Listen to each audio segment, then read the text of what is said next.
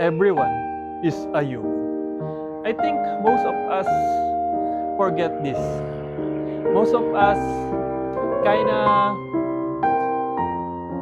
feel the pressure too much that we don't really use our logic. And I said that because most of our lives we are interacting with other human. Other human.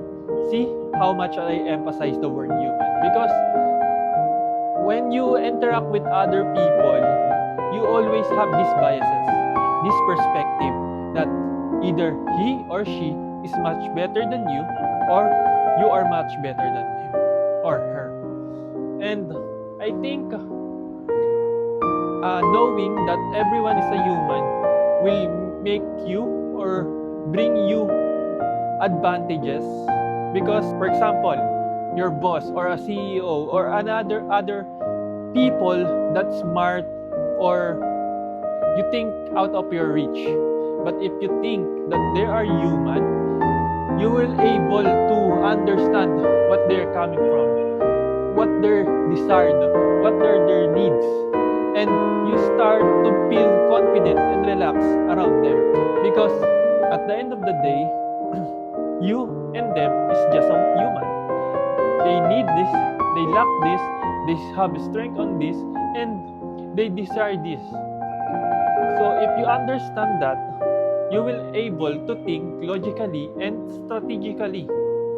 And I know some of us will have a difficulties on adjusting this, especially if you live all of your life believing that you are this and they are this.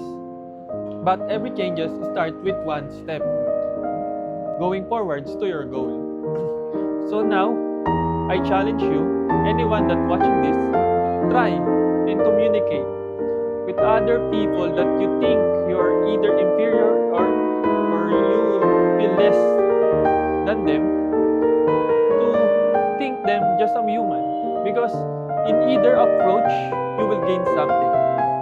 So if you think that you are talking to someone that higher than you will feel more confident in talking to them.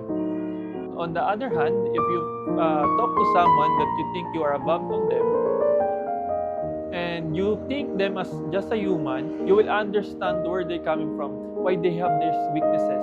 In that way, you can develop better understanding of human nature and the waking era.